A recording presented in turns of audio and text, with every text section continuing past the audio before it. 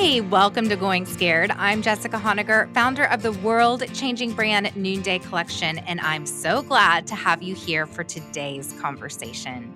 Our Going Scared community gathers here every week for direct and honest conversations that help you live a life of courage by leaving comfort and going scared. Well, today's conversation is quite courageous because we are talking about alcohol. I knew we couldn't do a series about habits without talking about alcohol. And one day on Instagram, I came across an Instagram account, Therapy for Women. It actually has almost 500,000 followers. And the woman behind that Instagram account is a therapist, Amanda E. White. She calls herself a retired party girl, now relatable therapist. I purchased her book, Not Drinking Tonight, and I have to say there are some really big takeaways that you're going to hear on today's episode. So I don't want you to be scared. I don't want you to think we're going to tell you to stop drinking, but I am going to really ask myself some hard questions about the role that alcohol plays in my life. And I'm also going to recoin some things, and especially around the word alcoholism. And I'm really going to think about the stigma that our society places on people that choose not to drink. So lots to cover today. I think you're going to enjoy the conversation.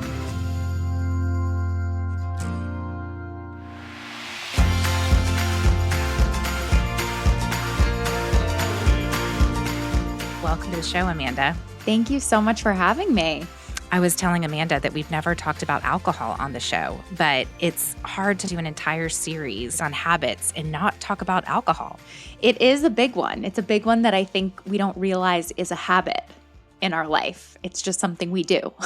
That's right. That's right. So you said the way we as a society discuss alcohol consumption and alcohol use disorder is unhelpful at best and harmful at worst. Tell me what you mean by that. Yeah. So what I mean is as a society, we tend to say everyone should drink, right? That's baseline. That's normal. And if you don't drink, you're either, weird or you need a really specific reason or you have a problem with alcohol. And everything really, when it comes to talking about alcohol, is framed as, is it bad enough that you have to stop? And we never talk about, is this habit serving me that I should keep going?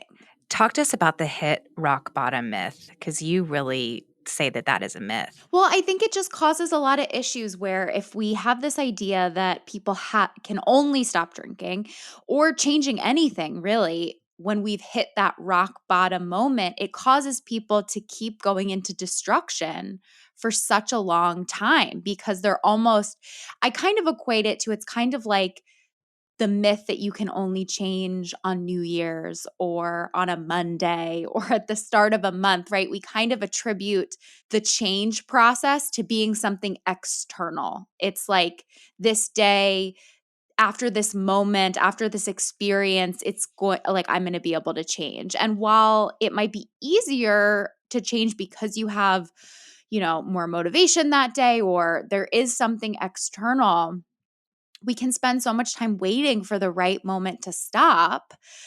And especially when it comes to alcohol or any substance use, I mean, the deeper you dig into that hole, the harder and the more you drink, the harder it's going to be to stop. So if you keep waiting for your rock bottom, you could, number one, be waiting for your whole life and spend a lot of time there. And number two, you can end up, it's going to be even harder to stop drinking. It doesn't make it easier the more addicted you are to it. On that note, let's talk about the bike tire tracks, because this is something we haven't yet talked about on this habit series. Yeah. So if you look at people's brains, it's really interesting when we're talking about habits and especially with alcohol habits, because, right, alcohol is a habit, but it's also an addictive substance. Even if you aren't addicted to it per se, alcohol is an addictive substance. So it lands in your brain a little differently. So the way that we can kind of think about habits, a lot of times people will come to me and say, I want to stop drinking, or I want to reduce my drinking. I want to moderate, but I don't want to stop completely.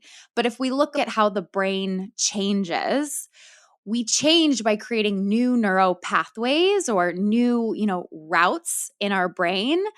But the ones that we've used in the past don't just go away. And if anyone's had the experience, for example, of if you used to be someone who maybe never hit snooze, and then all of a sudden you start doing it, if you get out of that habit and you have been in the habit previously of hitting snooze, that habit is kind of there and waiting and available. And it's kind of in the background, so to speak. So I kind of give this analogy of, especially when it comes with drinking, moderating is kind of like trying to ride a bike track right next to a very deep other bike track next to it. And if you can think of that analogy, it's possible, but it's really easy to teeter on the edge and accidentally kind of fall into an old pattern compared to if you were to ride your bike a couple feet away from that groove. You're not going to risk kind of falling in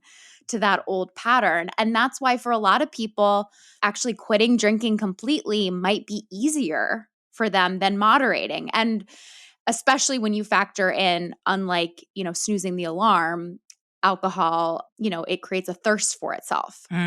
As an addictive substance. Yes. Yes. Even if you're not addicted, when we ingest alcohol, our body naturally tends to want another glass. It's why very few people only will have like one drink when they go out. Okay.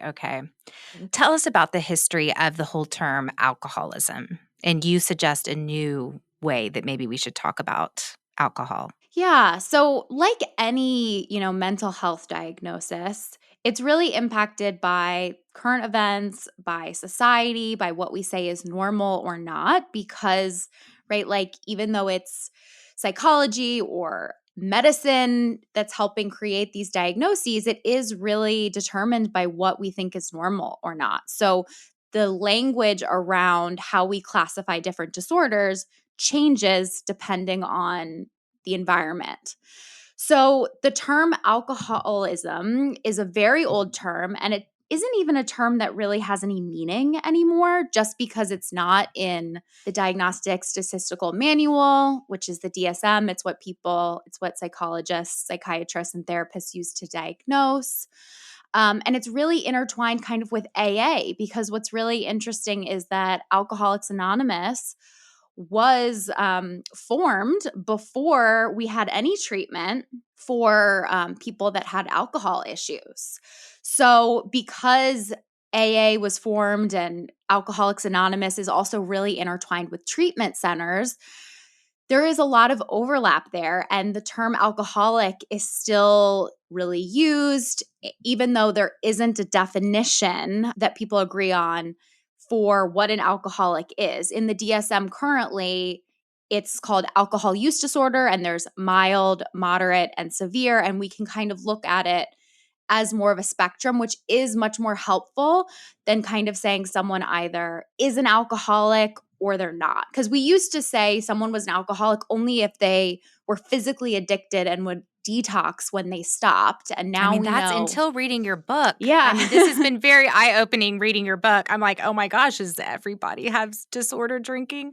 Yeah, I really thought more around those terms. Yeah. And I think, like, to your question, I think it's very common in our culture to have periods of our life where we have disordered drinking. I think, especially in college, and that's why I came up with the term disordered drinking, because if we make someone label themselves as having, a problem with alcohol or having, being an alcoholic, it leaves out millions of people who just go through periods in their life where they might use alcohol in an unhealthy way. And as a therapist, one thing that was a challenge for me is, I can talk to people about all different types of habits. I can talk to them about their sleeping habits, their exercise habits, all of these things. But when it comes to, okay, tell me about your drinking habits, the first question people respond with or say is, well, I'm not an alcoholic. Mm. And that tells you so much that we think we can only question it if we have a problem. Right. And you suggest a really great question to ask instead of, am I an alcoholic? Tell us a little bit more about that. Yeah, it's would my life be better if I stopped drinking or I drank less? In the same way that we think about that as like, would my life be better if, I changed my job or I worked less? No one has to diagnose themselves as a workaholic to be able to explore their relationship with work. Mm. And then what I also appreciate about your question is there's some cost benefits of alcohol. So tell us more about that activity. Yeah, I think it's unreasonable to act like there aren't benefits for people for drinking. I mean, there's a reason that people drink. It does, when you're in the moment, it can be something that helps you connect with people. If your whole social life is structured around friends that drink, you may lose friends. Things might change in your relationships with people. It might be harder to go to a happy hour at your job or things like that. So I think it is really helpful to look at things from everything we do serves us in some capacity.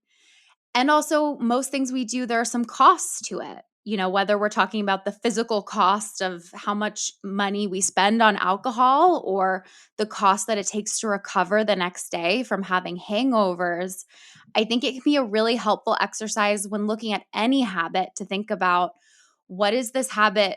What are the payoffs I get? What are the positive things I get from this? And what is it costing me? And are the costs worth the payoffs? And that can also change depending on what's going on in your life, just as, the costs and benefits can change depending on how much you're drinking or doing whatever it is. Yeah, and we've talked so much on this pod. We've had many therapists on. We've done a whole series around anxiety and different ways that we cope and regulation. But alcohol is one way that we're trying to regulate something that, some uncomfortable emotion often, or covering trauma and pain from our family of origin. Why alcohol, though? Why is that especially a dangerous coping mechanism? The problem with alcohol is that it's a depressant, but people don't think about what happens when we ingest a depressant because our bodies always want to be in homeostasis. So when we drink alcohol, the first thing your body tries to do is actually produces anxiety hormones like cortisol, like dynorphin, in order to bring you back to homeostasis. So while you might initially feel that stress relief or you feel a little bit more relaxed when you drink alcohol, especially if you're someone who's prone to depression or anxiety, right? Like the alcohol leaves your body, but those anxiety hormones are left. And that's why you're more likely to feel anxious, especially the next day after drinking. So while I don't often like the word like dangerous because I think everything is relative. I think that it's important to just understand how it impacts you. And if you are using it for stress relief, it's not an effective coping skill long term. It feels like it's helping initially, but you are going to be left the next day with more anxiety and stress than you started. That's a really good point. And I really like how you made this distinction because we often hear about you talked about sugar, how because I hear people say that a lot. People say, "Well, I'm going to cut sugar out." But you say sugar addiction, there's not evidence actually to support the theory that sugar is addictive. Yeah. I mean, if you look into the research, there's been all of the sugar addiction studies have been done on mice. And while, those types of studies can be helpful for us starting to form hypotheses, we can't base an entire, argument on just studies that haven't been done in humans and haven't been tested in the same way. And the truth is that you can live without alcohol. Your body cannot survive without food or sugar. I mean, if we look at what the breakdown of sugar is, right? It's like carbs. It's what our body needs in order to survive and stay awake. And what's interesting about when we compare kind of sugar and alcohol is that if you restrict your food intake, if you restrict food, what happens is your body reacts because it wants you to stay alive and it cares about having enough sugar and carbs and enough calories in your body to keep you alive. You will crave that more. Where because alcohol is actually addictive, once you stop drinking, you will actually stop craving it over time because your body isn't meant to digest it. We are able to break down alcohol because of a mutation that happened that allowed us to eat rotting fruit. And not everyone has that mutation, which is why some people truly can't metabolize alcohol. Mm. That part of me is hard, the fact that our bodies are not even made to digest alcohol. I just got back from the wine country with my parents, and I went and we tasted wines, and I actually don't think any of us overindulged. Well, I can say this about my dad. He would laugh, but that's the problem, is that he would laugh, and for sure, he drinks too much. So, there you go, Dad. There's that. But, is wine any different? Wine is the same. I think again, if we go back to that, it's probably one of the earlier things we were because of the rotting fruit. It's a Right. similar in that, but it's not about even the breakdown of it. It's what happens right when that fruit gets rotten in ferments, it creates a different chemical compound, and that's what we weren't able to digest for a long time. But I do want to be clear too, like my whole goal in writing the book, in talking about it, I'm not, as you read my book, I'm not saying alcohol, no one should ever drink, or it's this horrible thing, or it's dangerous. I think we just need a better education around it and around what is alcohol, what does it actually do to us? Because most of us are never given the opportunity to ever question how it impacts our life. And most of us never even we don't learn how to socialize without alcohol. We don't learn how to date. We don't learn how to do any of these things. So we think we're reliant on it when actually there may be skills and practice that we can learn how to do it without alcohol. It's so interesting because, you talk a lot about emotional regulation and boundaries and reparenting yourself. And my daughter just turned 16, and I have been out of town the last week. So she turned 16. We had a birthday celebration, and then I had to leave town the next day.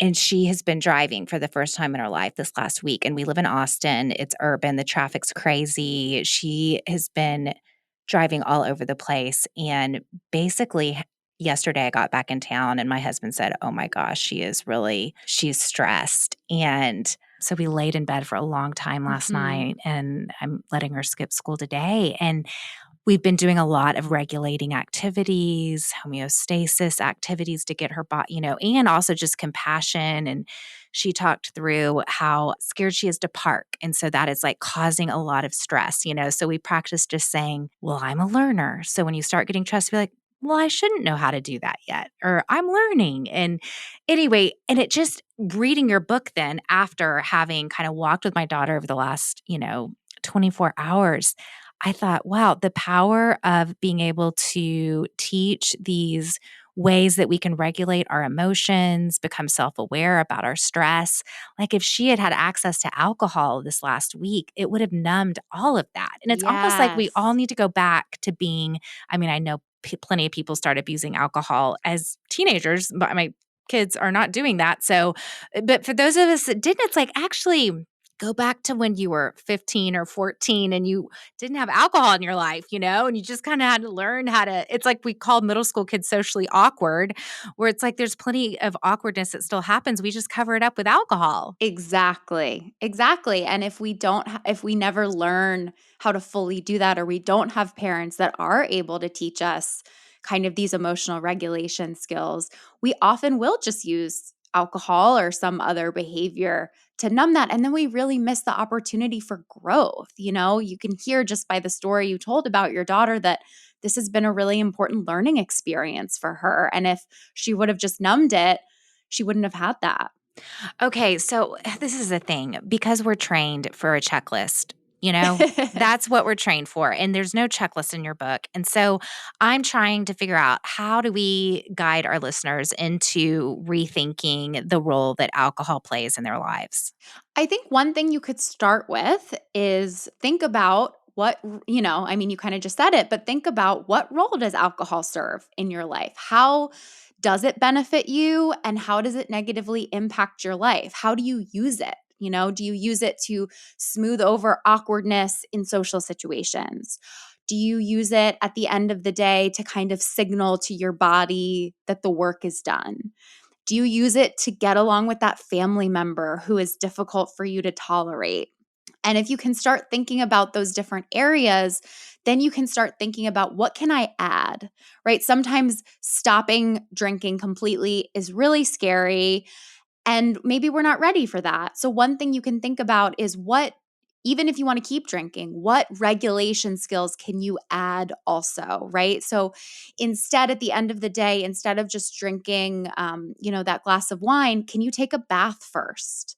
Can you go for a 5-minute walk before you pick up that drink? Can you call a friend? Can you, when you're at that event with that family member that's difficult to deal with, can you excuse yourself and, go to the bathroom and take a couple deep breaths, so you can play with the tolerance a little bit of allowing yourself to practice not using alcohol, and also really beef up those skills, because setting boundaries, emotional regulation skills, self-care, all of that can still be done in addition, even if you don't want to change any of your drinking habits yet. Right. Right. And you even suggest that if that is, if you're in a traumatic situation, then you want to learn some of these skills first before you cold turkey stop. I did want to ask about partners, because I Yeah. work with a lot of women, and I often have women, tell me this is what's going on with my husband.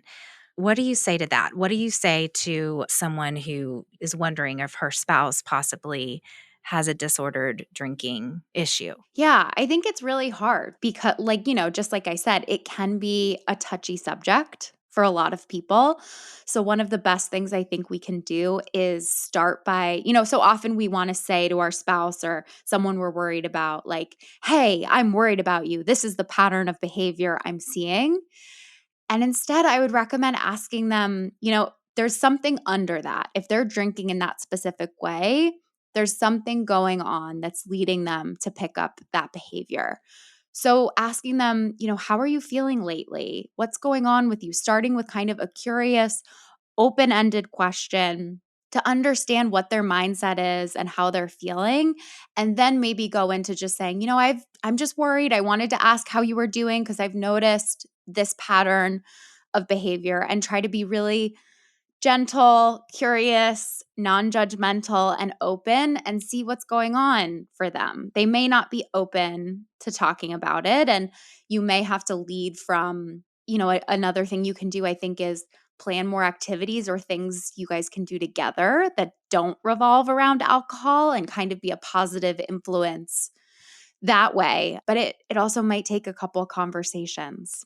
Well, and I do think this whole "you're an alcoholic or you're not," that's what makes that conversation so charged, because the moment you Exactly. bring up alcohol, it's like, "Well, I'm not an alcoholic," or "I can hold my alcohol," or "I don't drink every night." I mean, we all of us, we make up these excuses, really. And if we can just approach it more in this way of, hey, how are you using alcohol in your life? And what would you enjoy more about your life without it? I mean, we can all ask those questions, whether any of us think we're abusing alcohol or not. Exactly. And I think if it's your partner and there's something going on specifically where their alcohol use is negatively impacting you in some way, you can come from the place of, I'm not saying you're an alcoholic. I'm not saying you have a problem. And when you drink, this happens and it's hard on me, or it puts a strain on our relationship. And really trying to talk about alcohol in the same way that maybe you would talk to them about, watching too much TV or playing video games or doing anything else that could lead you to feel frustrated and unsupported in that partnership.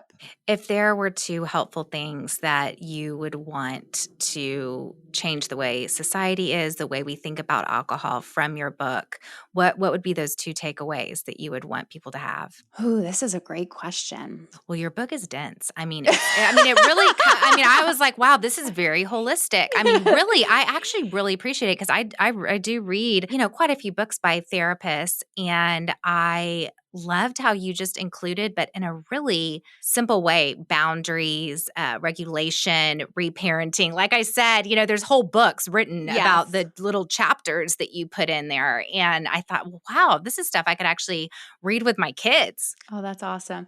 Yeah, I tried to approach it, to me, alcohol or any other behavior we're using is it's the top of the iceberg. It's just the surface behavior we see. Most of what's going on is under the surface, and it's why I think the book really can help people, whether you are, super interested in changing your relationship with alcohol or not, because we all have different habits that we can fall into. But to answer your question, I think one thing that I would love people to take away from the book is we think that people who have a problem with alcohol are different than us. We think that they're Mm. unique, their brains are different, right? There's something wrong with them. And I think it's much healthier. And it's why I created that term disordered drinking, is to look at, in all of us, given enough trauma, difficulty, stress, lack of support, anxiety, whatever, have the ability to use alcohol or anything in an unhealthy way to survive, because that's what all of us are trying to do at the end of the day. We're trying to make it through and deal with what's going on in our lives in the best way that we can. So I would love to change the narrative around, us versus them when we're talking about addiction or alcohol issues. Well, thank you so much, Amanda. This was very helpful. Thank you so much for having me.